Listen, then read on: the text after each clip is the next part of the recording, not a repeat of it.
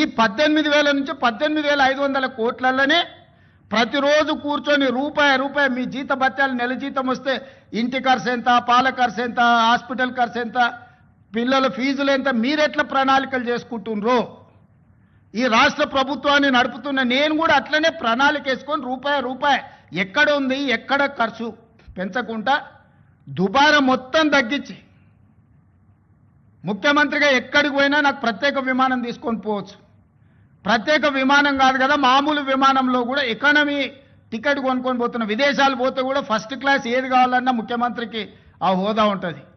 నేను ఆ టికెట్లు కూడా కొనుక్కోవడం లేదు, చాలా నార్మల్ సామాన్య ప్రయాణికులతో నేను ప్రయాణం చేస్తున్నా.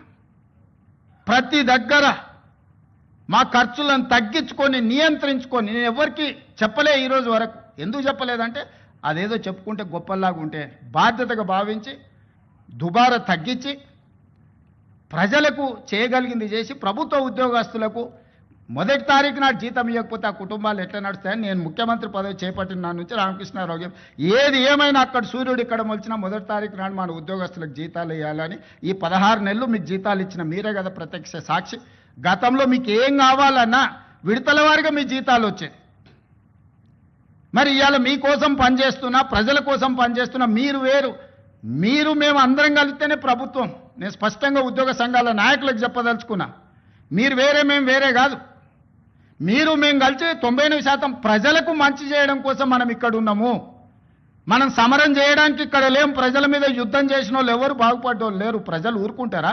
ప్రజల మీద యుద్ధం చేస్తే ఎవరి మీద యుద్ధం చేస్తారు? ఈ 9 లక్షల మంది ప్రభుత్వ ఉద్యోగులందరూ కలిస్తే మీరు మేమందరం కలిస్తేనే ప్రభుత్వం. మనందరం కలిసి పనిచేస్తేనే పేదలకు మేలు జరుగుద్ది. రాజకీయ నాయకులు రాజకీయ పార్టీల చేతుల్లో పావులుగా మారకండి అని చెప్పి నేను ప్రభుత్వ ఉద్యోగ సంఘాల నాయకులకు విజ్ఞప్తి చేస్తున్నా. రాజకీయ నాయకులకు ఉంటుంది ప్రభుత్వాన్ని అస్థిరపరచాలని, ఈ ప్రభుత్వాన్ని బద్నాం చేయాలి, ఈ ప్రభుత్వం సాఫీగా నడవద్దని కొన్ని రాజకీయ పార్టీలకు ఆ నాయకులకు ఉంటుంది. మీరు వాళ్ళ ఉచ్చులో పడి వాళ్ళ చేతుల పావులుగా మారి వాళ్ళ చేతిలో చురకత్తులుగా మారి ప్రజల గుండెల్లో కూర్చాలనే ప్రయత్నం చేస్తే అది గాయమవుతుంది తప్ప దానివల్ల ఏం లాభం లేదు.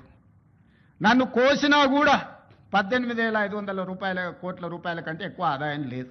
ఏం చేస్తారా ఆయనను? చెప్పురు ఉద్యోగ సంఘాల నాయకులను అడుగుతున్నా, ఏం చేస్తారు? నన్ను కోసుకుంటే తింటారా? వండుకొని తింటారా? ఏం చేస్తారు? లేదు, ఉన్నదే 18,500 కోట్లు. ఎట్లా వంచుదామో చెప్పండి. ఏది ఆపమంటారో చెప్పండి. వృద్ధాప్య పెన్షన్లు ఆపమంటారా? ఉచిత కరెంట్ ఆపమంటారా? షాదీ ముబారక్ ఆపమంటారా? ఏ ఆపమంటారో చెప్పండి. ఏది ఆపుతారో ప్రజలకు చెప్పండి. అయ్యా మీది ఆపేసి మేము బోనసులు తీసుకుంటాం, మేము జీతాలు పెంచుకుంటాం, మేము అన్నీ మేము దినంగా మిగిలితేనే మీకు ఇస్తామని రైతు ప్రజలకు చెప్తా అంటే చెప్పండి. బహిరంగ సభ ఏర్పాటు చేద్దాం, 10 లక్షల మందిని చేస్తా. ఉద్యోగ సంఘాల నాయకులు మాట్లాడండి, మేము ఈ చిట్టి ఇచ్చిన ముఖ్యమంత్రికి దీని ప్రకారం పరిపాలన జరుగుతుంది అనేది ఇదొక మార్గం. లేదంటే 100 రూపాయలు ఉన్న పెట్రోల్ 200 చేద్దామా చెప్పురి. 30 రూపాయలకి ఇచ్చే బియ్యాన్ని 60 రూపాయలు చేద్దామా చెప్పురి. పప్పు, ఉప్పు, చింతపండు, బెల్లం ధరలు 2 చేద్దామా చెప్పురి. ఏది పెంచుదామో చెప్పుండ్రి. ఎక్కడ ధరలు పెంచుదామో చెప్పుండ్రి. ధరలు పెంచకుండా ఉన్న పథకాలను ఆపకుండా కొత్త కోరికలు నెరవేరవు. కొత్త కోరికలు కోరుకొని మనము నిరసనలో, ధర్నాలో, దీక్షలో, బందో చేస్తే ఉన్న వ్యవస్థ కూడా కుప్పగూలుతుంది. ఉన్నది కుప్పగూల్చుకుంటే ఇంకా మళ్ళీ తిరిగి తేరుకోవడానికి కూడా ఇంకేం లేదు. ఇంకో దివాలా రాష్ట్రంగా మనం మారుతాము.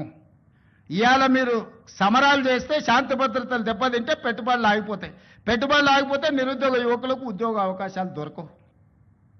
విద్యా వ్యవస్థ, విద్యా సంవత్సరం వృధా అయిపోద్ది ప్రభుత్వ ఉద్యోగస్తులు సహకరించకపోతే.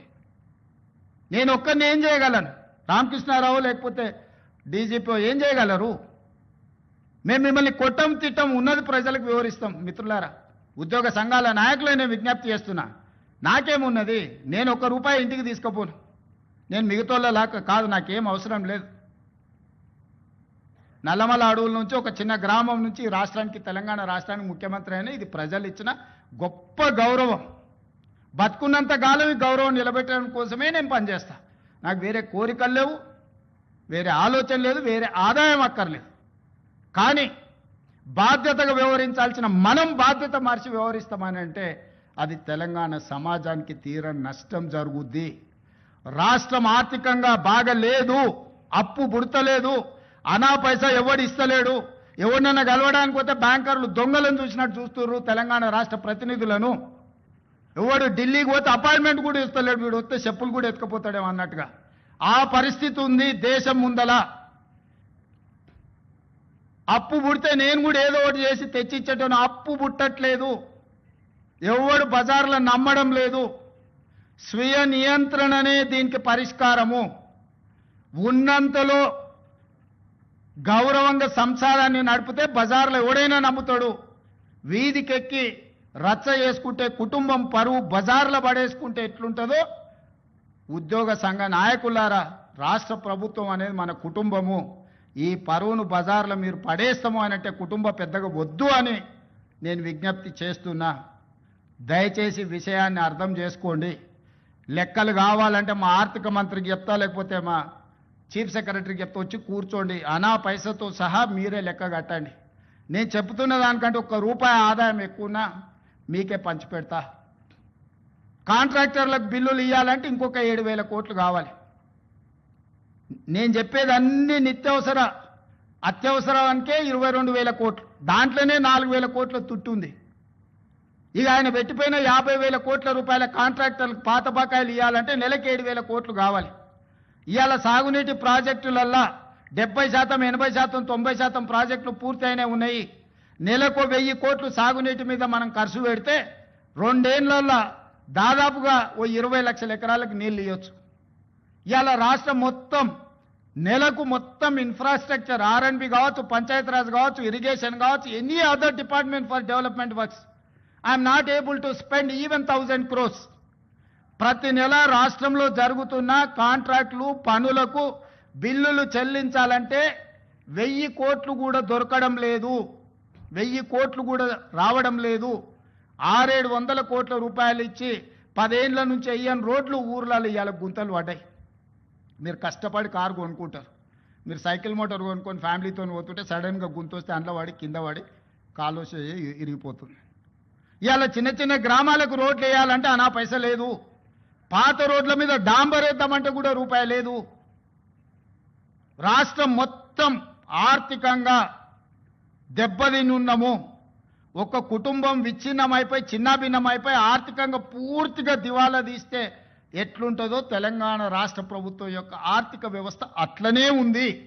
ఎవరికైనా అనుమానం ఉంటే ఉన్న అన్ని లెక్కలు బహిరంగంగా చెప్తా.